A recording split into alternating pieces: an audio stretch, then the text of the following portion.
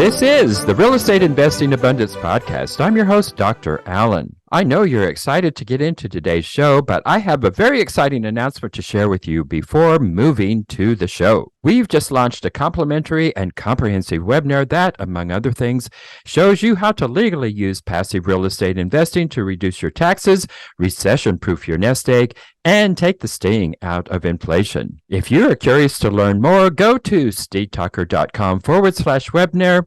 It is complimentary and only takes a couple of minutes of your time. Once again, that is stevetalker.com/webinar. I'll see you in the webinar. Enjoy today's show.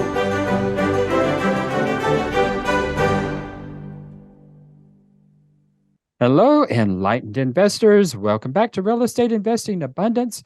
I'm your host, Dr. Allen, and I am thrilled to be back with you again today. And we're going to take a look at land investing, the most underappreciated niche in real estate.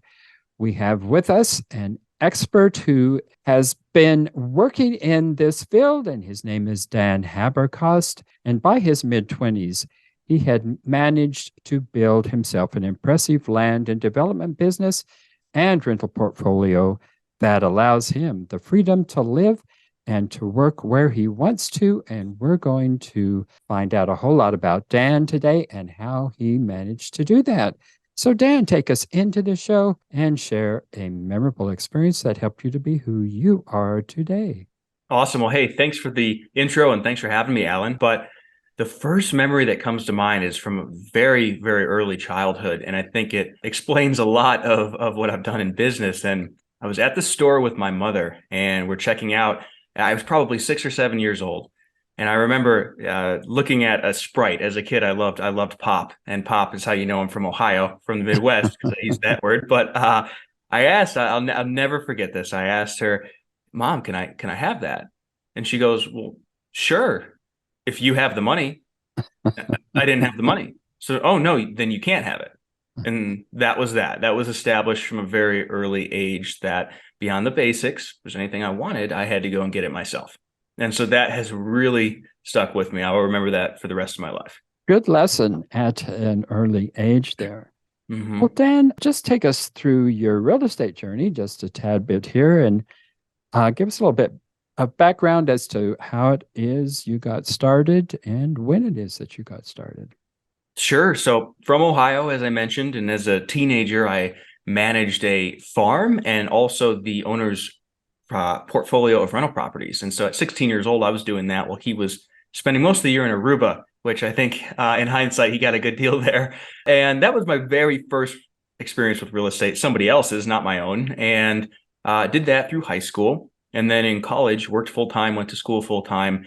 And it was around 20 years old that I was pretty frustrated. I mean, kind of, per the story I told you, I'd started working pretty young and college was just work and school and saw my friends having fun. And then 20-year-old me was pretty frustrated by that. And so I thought, well, it is what it is, but how do I take this? And once I graduate, apply all this experience, because I've been running other businesses since I was very young, to the real world and build something for myself. And so started reading different books, investing, businesses, and so on and so forth. And like just about everybody else, it was when I read Rich Dad, Poor Dad that the light bulb kind of went off and I said, real estate it is. And so because I was working full time, I didn't have any debt and I had a middle-class salary in college. And so I immediately went and bought a duplex at 21 as a house hack. And that was in Parma, Ohio. And shortly thereafter, I decided I didn't want to stay in Ohio for the rest of my life and moved out to Colorado Springs, and bought another house out here just as a house hack. And so I was 22. And around this time, I realized that the low and no money down stuff is great for a property or two. And you can certainly start an active business that way. But as far as real investing, you need to figure out how to make money, right, at scale. And so that's when the idea came about that I needed to figure out some sort of active business because I still just had a normal job, middle-class income. And so I met a guy here at the local real estate meetup, which I actually host now, who had been doing land and development for the last 40 years. He lived about an hour south down in Pueblo West, which I'm sure you know where that is, being that you've been out here. And I'd go down there every weekend, help him in his business and just learn from him, seeing the projects he was doing, projects he had done. And eventually we became friends. I started participating with him on some of the new builds, sourcing land for him. And fast forward to today, and I've just built a business off of that. So that's what Front Range Land is. It's if you think just of a giant marketing funnel going direct to seller for land, buying it, 40 to 50 cents on the dollar. Some of the lots we just flip for cash, some for terms, and then a few at a time I'll put spec homes on. And so that is the solution to the problem that I found, in that I needed to scale my income to buy more rentals. So Front Range Land has been my means for continually scaling my active income, which then allows me to buy and hold rental properties. Well, you talked about the fact that buying with low down payments worked for a house or two, but you couldn't scale with that. So what are the ways and means that you go about financing the land deals that you're purchasing? So a good portion of them I'm just using my own cash for, and working on not doing that, because a lot of my older friends, like the one I just referenced, who have a lot more experience and money than me, tell me I shouldn't be using so much of my own capital. And so I also have a line of credit that I've been using, and then I have had 5 or 6 investors that have been funding deals for me for years. But I am very actively working on raising more money, pulling more of my own money out, and just doing this more efficiently, because ultimately I don't want to be using any of my own money in my active day-to-day business. Well, you have settled primarily on land purchasing and some of that reselling, some of it holding and owner financing, and some of it doing spec house development on that. Mm-hmm. What is it about land that you have found to be so attractive to you? Oh, it's underappreciated is a great word for it. I remember going back to when I was in college and I started reading about different investments and businesses. I always remember reading about the efficient market hypothesis in the context of equities, stocks, right? And the idea is that you have millions of rational players looking at the price, trying to get a deal all the time. And so prices should reach intrinsic value. And we know that that's not true. You can get deals and get discounts in the stock market. There's a rationality there, but it's hard. It's very hard to buy stocks at a discount. And so I would liken that to houses or multifamily. You can get discounts, but it's hard because you have a lot of competition. There are a lot of competent, rational players. Land, on the other hand, not so much. Very inefficient, very underappreciated, and it's more of a blue ocean. And so that concept has really stuck with me over the years, is where can you find inefficient markets and assets? And I mean, across the board, land fits that very well. There aren't a lot of big operators like there are in other spaces within real estate, yet there is still massive demand. Where do you find your markets in order to purchase the properties that you're purchasing? Initially, it was just my backyard, what I knew, what I had resources in here in Colorado. But as these last few years, there's been really a dramatic increase in the migration in our country. I have started to do a lot of business down by you in North Carolina, but closer to the coast, not on your side of the state, and then Florida, because although they are more competitive, the demand has really not stopped. And so it's still very much a seller's market. And those have been places that I feel confident in, because those demographics that are moving there are not going to stop, barring some sort of crazy black swan. So I feel very comfortable. I sleep well at night doing business down there. So, what are some of the ways and techniques that you go about finding the property? Mm-hmm.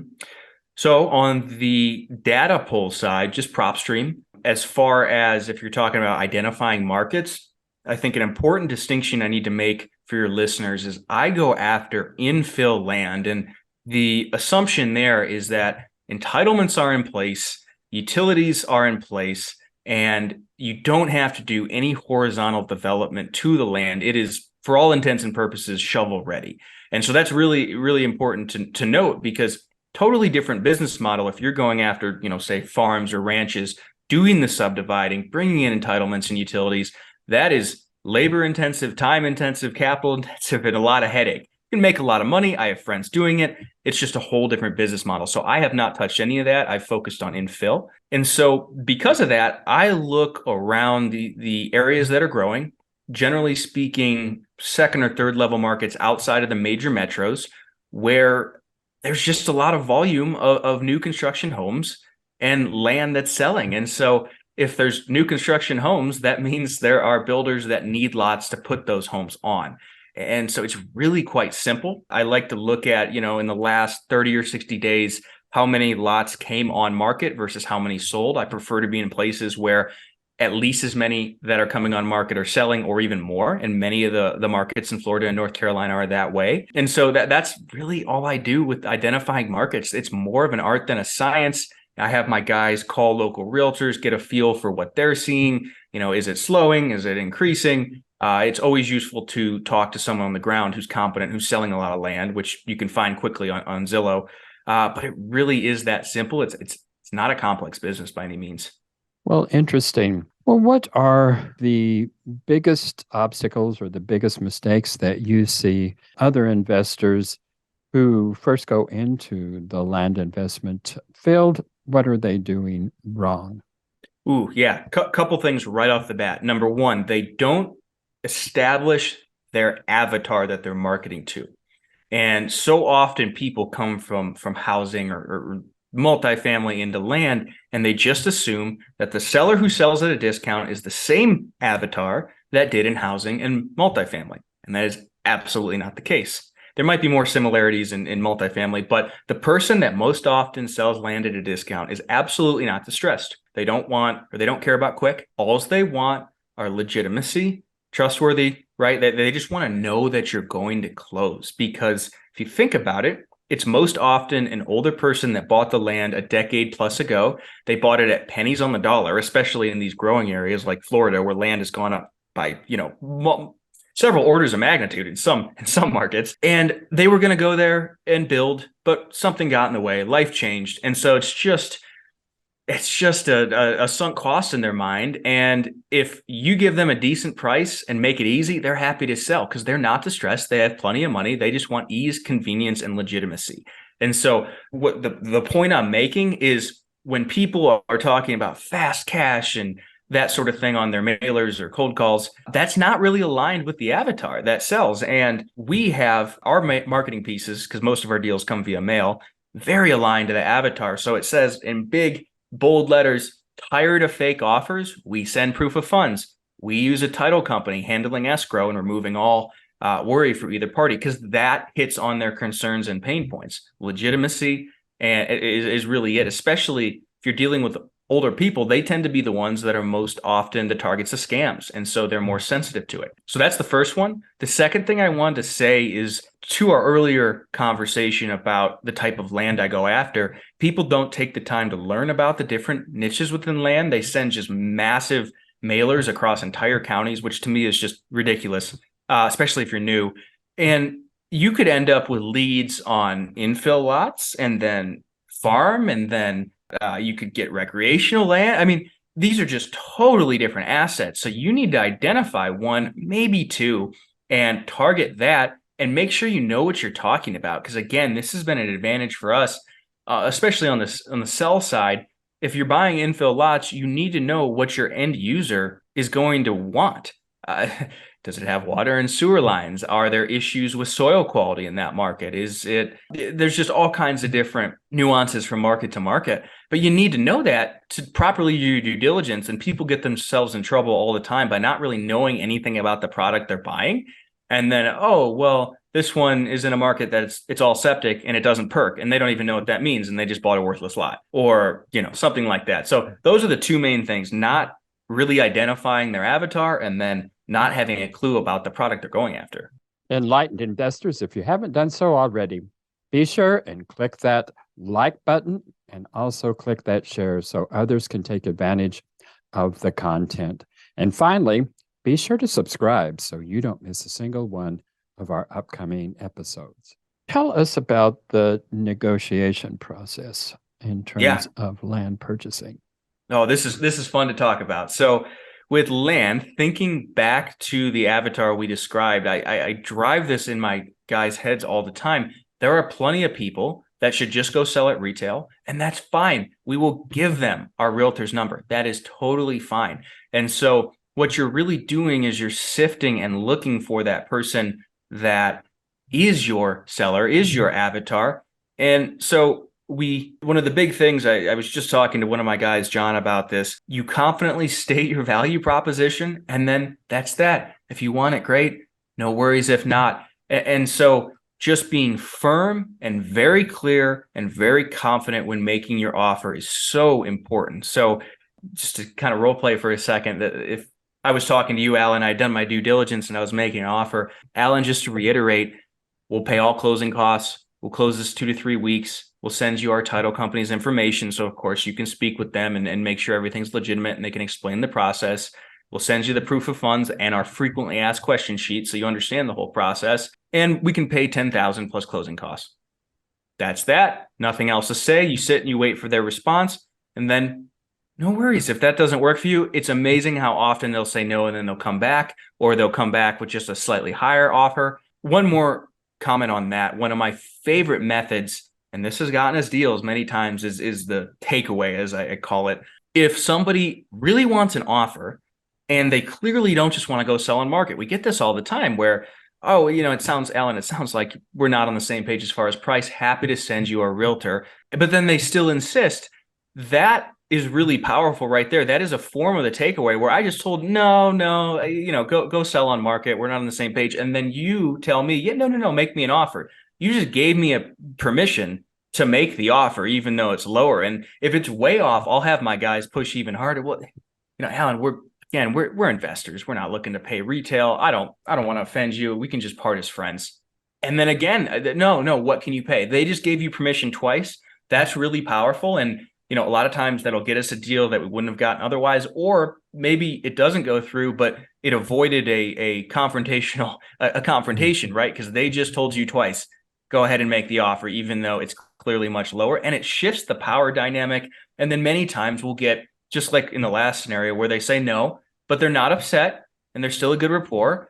And then they call back in a week and, okay, well, can you do, 1,000 more, 2,000 more? And so that has been really powerful too. It's just a good way to shift the conversation. Even if we get a seller who calls and maybe they're really confrontational and unpleasant, I'll have my guys do a sort of takeaway like that right off the bat, just to either end the conversation with someone who isn't going to sell, or just to shift that dynamic a little bit. And so that has been really powerful.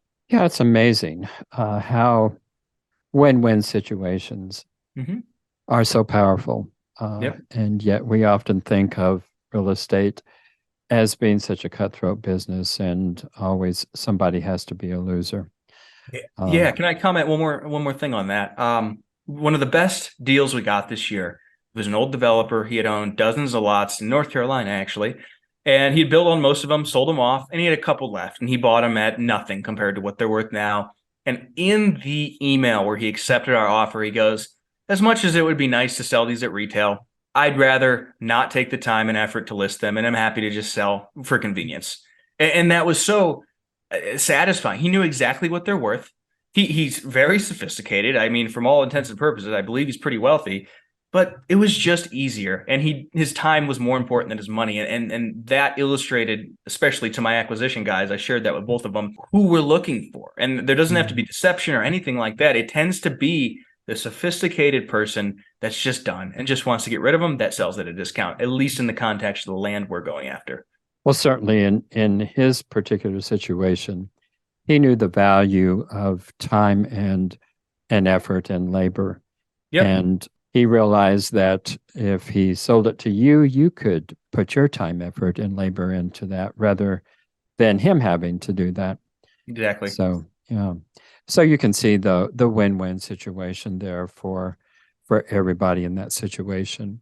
So tell us about the most interesting deal you've ever had in your time in land purchasing and selling and developing. Yeah. I have a lot of stories I could talk through, but I think the one that takes the cake was this year. We got a lead for 2 lots in Palm Close, Florida on Slipper Flower Path East. They were next to each other, 2/4 acre infill lots. And the owner's name was kind of strange. It was clearly foreign. And I forget how we realized this, but he had a representative contacting us. And we look up the name, and it's the Pope of the Coptic Church of Egypt that owns them. His name, not an entity, his name is on both of them. How that happened, I have no idea. But look him up on Google. It's like Tward. I forget how to even say it, but he was the Pope of over 30 million people. And so that took 3 or 4 months to buy because we had to coordinate with his representative in Egypt and then his local representatives here. First, we had to get him to sign a power of attorney so that one of his local representatives in these states could sign the closing docs. Had to go through a couple title companies. The first one said, no, we can't do it. Second one helped, got it done. And it was about I want to say almost a 4-month process to buy those. And so I think that would probably be one of the most interesting, just how the Pope of that church got his name on those 2 properties. I don't know why they owned them. I don't know. But yeah, that was interesting. Yeah. Quite likely, probably a donation, but who knows? Yeah, good point. Who knows what it was? Well, Dan, you have a lot to offer our audience, so tell them what it is you offer and how they can take advantage of it. Absolutely. So I'm continually working on bringing in more investors for the land business. So if that's something you have any interest in, danhaberkost.com, you can fill out a form and get in touch with me there. Or if you're looking to learn the land business, I'm having a lot of fun teaching it to others. So same website, danhaberkost.com. Feel free to go on there and fill out a form and we can talk. And all of that information will be in the show notes. And you could find Dan easily and get in touch with him, take advantage of that. Dan, what is it about goals and how do you make your goals tangible? So that's just a matter of turning that goal into lead measures. And so for anyone that doesn't know what I'm saying, the easiest analogy would be to, let's say, weight loss, right? A lag measure or the lag measure that you're looking for is a lower number on the scale, losing weight. And so you need to establish the lead measures to make that happen, whether that is your diet, going for a run, exercising, weightlifting. Those are the lead measures that lead to the lag measures in that context. And so whatever your goals are in your business or other, you need to figure out the lead measures that create the lag measures. So in my land business, the biggest one is simply sending out a certain amount of mailers every month like clockwork. I don't miss that ever, right? For my acquisition guys, it's answering calls live, calling people back that called in the evenings or early mornings within a certain amount of time, getting offers out in a certain amount of time. For me, there's a certain amount of coaching calls I do with my guys every week. These are the lead measures, the inputs that create the deals and ultimately income that I'm looking to create. And so quite simply, it's working backwards from whatever goal you're trying to accomplish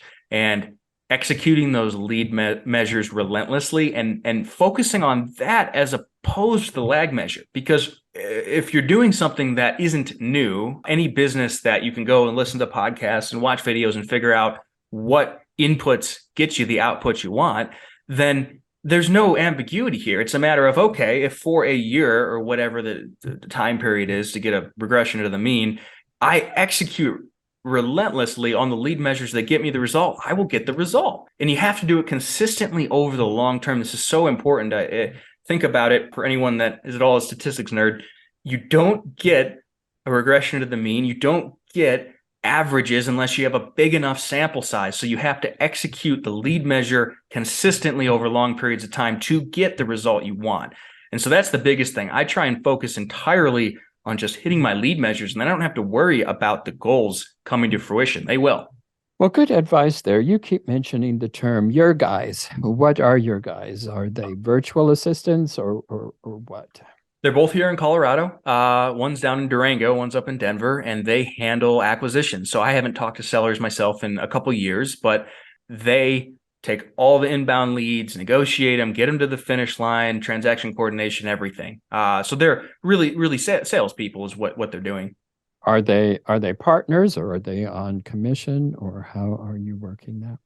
Small base plus commission. Okay.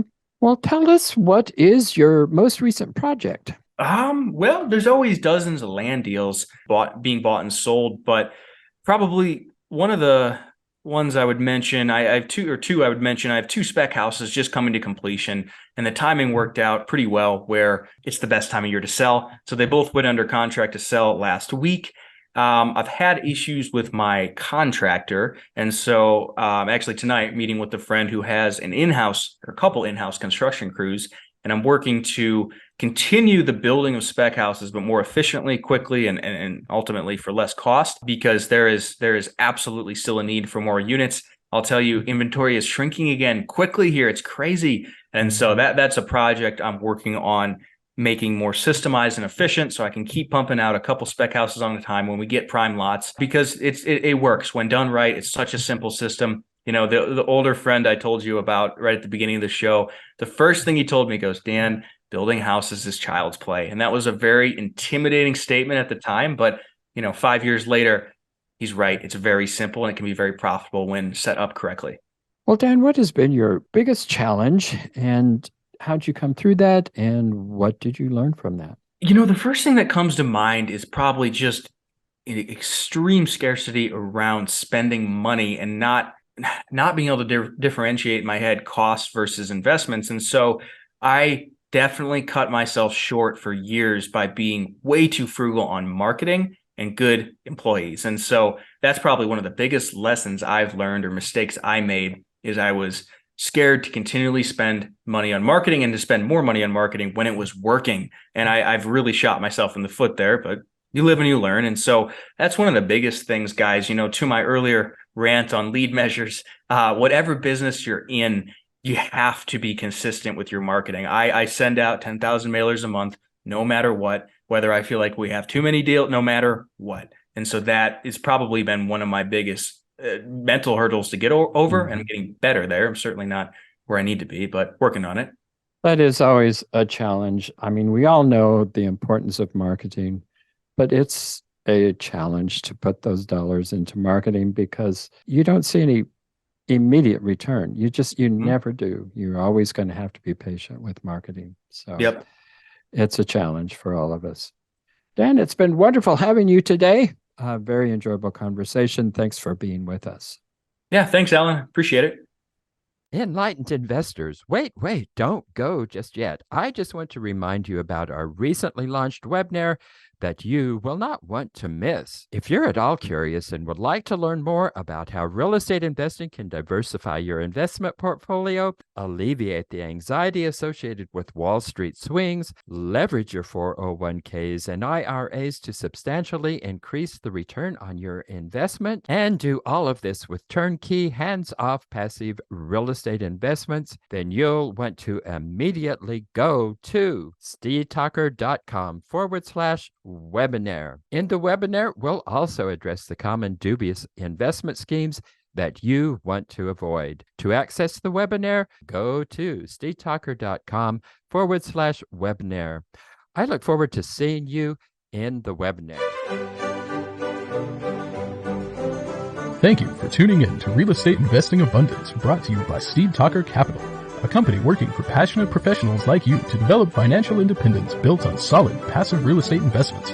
As part of our efforts to make the world a better place, Steve Talker Capital contributes to activities and organizations committed to better understand the equine. These endeavors attempt to enhance the human treatment of horses worldwide. Steve Talker Capital, working for a world where all creatures, great and small, flourish abundantly. For resources to develop your financial independence, connect with us at stevetalker.com.